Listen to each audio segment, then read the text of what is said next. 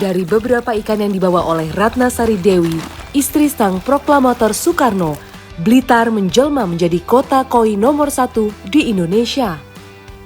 Tercatat, 5 tahun silam Blitar bahkan mampu memproduksi 260 juta ekor ikan koi, menjadikan ikan hias mas yang satu ini menjadi salah satu komoditas paling menjanjikan.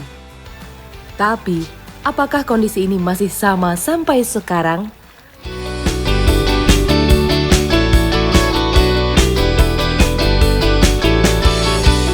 Perjalanan membawa tim Indonesiaku ke desa Sukosewu, Kecamatan Gandusari, Kabupaten Blitar. Kawasan ini masuk dalam 3 daerah terbesar penghasil koi di Kabupaten Blitar, di antara Nglegok dan Sanankulon. Nyaris setiap pagi, ikan koi disortir ataupun dipanen ketika suhu air belum terlalu terpapar sinar matahari. Habis panen gini langsung dijual apa gimana sih, Pak? Ini kan usia ikan masih sekitar 4 bulan. Ini kan sortir yang kedua. Oh, 4 bulan. Sortir ini ya. Berarti belum siap. Nanti yang bodinya yang dijual. Apanya yang dijual? Rejectnya. Rejectnya. Rejectnya dijual, yang kualitasnya bagus masih kita pelihara sampai besar. Reject tuh kayak gimana Pak ciri-cirinya? Nanti kita pada waktu milih-milih itu bisa tahu. Jadi yang warnanya mulai pecah, terus pembatas warna atau polanya warna itu kurang bagus, itu kita sortir. Ya, di balik indahnya ikan koi, ada proses panjang dan seleksi ketat yang harus dilewati. Ikan dengan kualitas terbaik atau grade A masih harus dibesarkan lagi selama 4 hingga 5 bulan ke depan. Semua dilihat dari pola atau garis warna yang mulai terbentuk pada koi. Setiap pola akan memunculkan sebutan spesifik koi, tergantung dari warnanya. Kohaku untuk ikan koi putih merah, sanke yang berarti putih merah hitam, sampai tangko dengan ciri bulatan merah di kepala. Jadi warna, itu pattern warnanya itu harus kelihatan jelas, serta warna dasarnya juga harus bersih. Kayak gini misalkan, ini kan agak kekuning-kuningan, terus aturan biko itu kan nggak boleh warna hitam dikena kepala. Nah ini makanya ini disortir. Proses penyortiran sendiri tidak bisa dilakukan hanya sekali. Biasanya, petani akan memilah ikan koi sampai 4 kali dengan terus mengamati pertumbuhan dan bentuk tubuh ikan. Meski kemungkinan perubahan warna sudah semakin kecil, resiko cacat bentuk dan pertumbuhan tetap ada. Jadi kalau ikan sudah di usia seukuran ini, kita sudah memperhitungkan masalah struktur bodi tulangnya. Jadi kalau struktur tulangnya kecil terus mulutnya ngerucut, itu ikan itu nggak bisa jadi besar. Oh, dari bentuk mukanya ya Pak? Mulutnya ini harus menganga lebar, itu harapannya ikan itu bisa jual. Meski begitu, sebelum tahap penyortiran, salah satu proses paling krusial dalam budidaya ikan koi adalah pemijahan. Pemilihan induk dan pasangannya harus sangat teliti karena faktor genetik akan turun ke anak ikan dan seringkali menjadi faktor mahal tidaknya harga. Saya pernah gagal 1 kali itu laga, tahunnya itu betinanya itu juga jantan. Akhirnya nggak mau pindah sampai 4 hari, itu pernah. Terus yang kedua kali semua betina. Jadi pas pada waktu betina itu nol, tapi satu pun nggak ada yang netas. Dan tahu-tahunya pada waktu saya karantina, jantannya itu yang saya kira jantan itu juga ikut ngelor. Itu pernah, masih di jan perdana. Berarti dia nih belum matang benar, masih berusia 2 tahun. Jadi belum jelas arah. kelaminnya tuh belum kelihatan ya Pak di bawah 2 tahun itu. Menariknya, ikan koi sendiri memang seringkali tak bisa dicirikan sebagai jantan atau betina sebelum usia 2 tahun. Biasanya jika sudah mendekati musim kawin, barulah ikan koi betina akan terlihat lebih bulat dan berisi, sementara jantan akan nampak ramping dan panjang. Pemijahan biasanya terjadi dalam semalam, dan telur akan mulai menetas 3 hari kemudian. Setelah usia 10 hingga 12 hari, anakan ikan koi akan siap dipindahkan dari kolam pemijahan menuju kolam penebaran.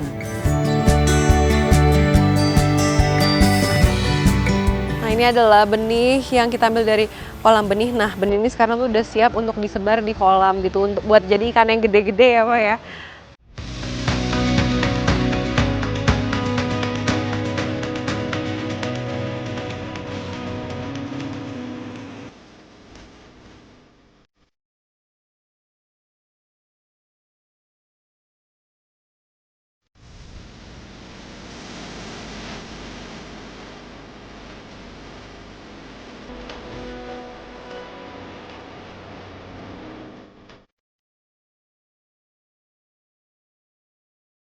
Dari kolam beton, benih ditebar ke kolam sawah yang lebih luas dan alami sebagai tempat pembesaran.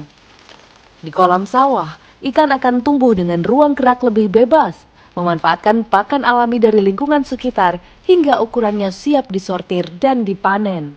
Ini kami baru saja menebar benih ikan koi yang berumur 12 hari. Dan nantinya tuh di sini kurang lebih dibiarkan dulu selama 1,5 bulan. Nanti kalau udah setelah 1,5 bulan itu disortir lagi ya Pak ya? Kira-kira berapa persen yang hasilnya bagus gitu Pak? Kurang lebih 20%. 20 ya? Cuma biasa 20%. 20%. Tadi ini total ada berapa benih? Kurang lebih ya 5.000 ada. 5.000.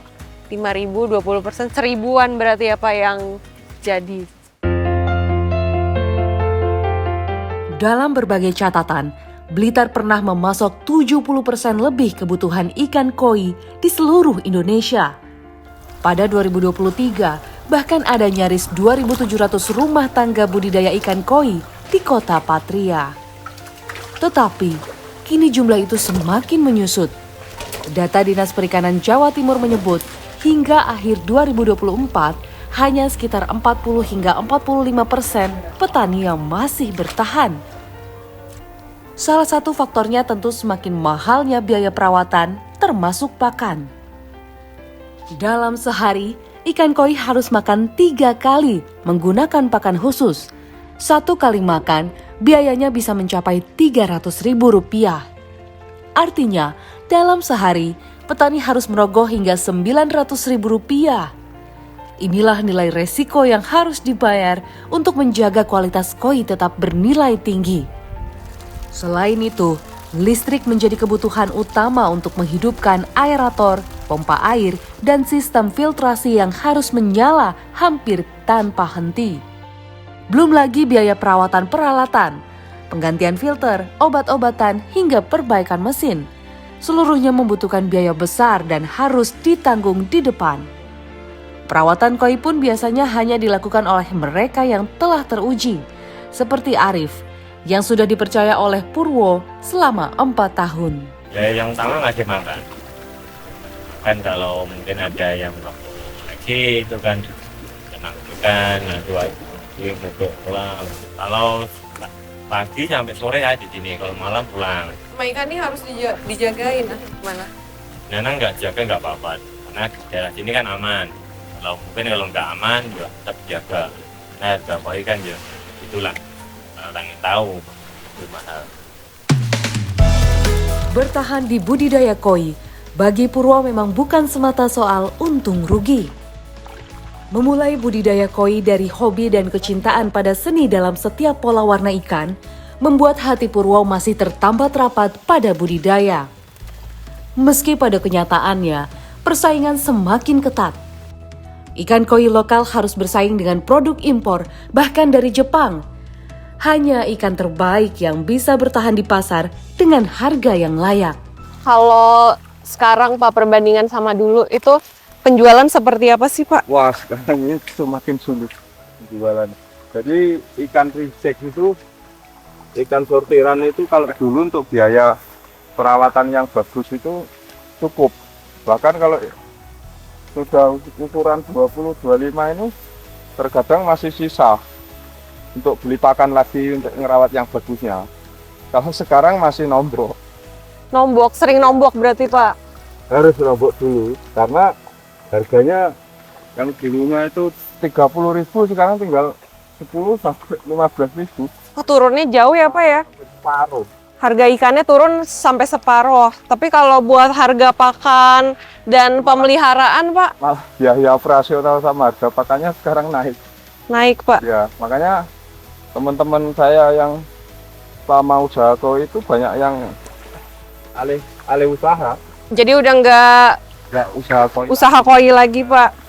jadi pindah ke tanaman pangan, hortikultura, kayak sayuran seperti itu.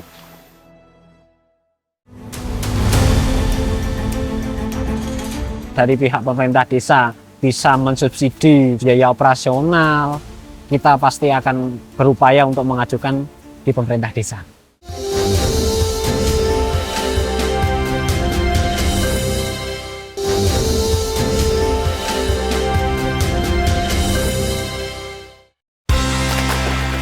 Jika mendapatkan ikan koi yang kualitasnya premium, harganya bisa mencapai ratusan ribu sampai jutaan. Tetapi, tak semua koi punya kualitas yang sama. Beruntung, ikan koi dengan kualitas kurang bagus atau biasa disebut koi reject tetap memiliki pasarnya sendiri. Bahkan biasanya pembudidaya akan melakukan transaksi borongan. Dengan begitu, perputaran uang akan menjadi lebih cepat dan tak ada panen yang terbuang. Bisa dibilang, koi reject ini menjadi salah satu faktor para pembudidaya bertahan. Yang 20% pilihan, yang 80% reject. Itu untuk sortir pertama. Oh berarti lebih banyak yang rejectnya ya Ya, Pak? memang makanya koi itu nggak sampai sekarang ya, saya kenal koi sudah berpuluh-puluh tahun itu cuma untuk hiasan kok tetap laku. Itu kenapa? Karena memang yang cari bagus itu sulitnya luar biasa. Tapi sebenarnya rugi nggak sih Pak dengan perbandingannya kan cukup jauh gitu, lebih banyak yang reject, sedangkan harganya kan juga jauh sekali gitu Pak. Ya kalau dibilang pas pada waktu kita sortir kebanyakan yang reject ya otomatis kita rugi, berarti bisa dikatakan gagal. Gagal kita kehilangan waktu sekitar 2 bulan. Biasanya, koi reject banyak diminati oleh pembeli yang sekedar mengharapkan kehadiran ikan koi di kolam mereka. Apalagi ketika musim libur, penjualan koi meningkat drastis. Yang paling kalau barang reject ini biasanya mereka nilainya tuh dari kriterianya apa Mas? Dilihat dari warna, ukuran atau gimana? Kalau reject kita ikut dari size-nya, Pak. Misalnya, jadi kalau size seperti ini 15, ini harga 10.000. Ini harga besar 20 ini. Tetapi, di saat Purwo masih bertahan menjaga tradisi koi Blitar, tidak semua petani memiliki daya tahan yang sama. Sebagian harus mengambil jalan lain demi keperluan hidup sehari-hari. Arsianto salah satunya, menjadi pembudidaya ikan koi selama 17 tahun. Kini ia memilih beralih menjadi petani sekaligus membudidaya ikan nila. Untuk pemutaran uangnya Mbak, yang kalau koi kan lama, kalau untuk konsumsi kan nggak begitu lama gitu Mbak, untuk pemutarnya uang. Perbandingannya gitu Pak, kalau misalkan nilai ini bisa, kalau nilai ini bisa setahun berapa kali panen? 3 kali panen. 3 kali panen. Kalau koi kan setahun 1 kali panen. Tapi kalau buat uangnya kira-kira jumlahnya sama aja nggak Pak? Keuntungan atau yang didapat gitu Pak? Ya sebenarnya masih di koi Mbak, keuntungannya masih banyak di koi. Dalam sekali panen, Arsianto mampu menghasilkan hingga 7 kintal ikan nila dengan harga jual sekisar Rp20.000 per kilogram. Meski secara nominal nilai ikan koi lebih tinggi, namun perputaran uang yang didapatkan jauh lebih cepat. Sisa-sisa ikan koi yang masih ada di kolam merupakan hasil pembesaran lama sebelum Arsianto memutuskan fokus 100% ke budidaya nila.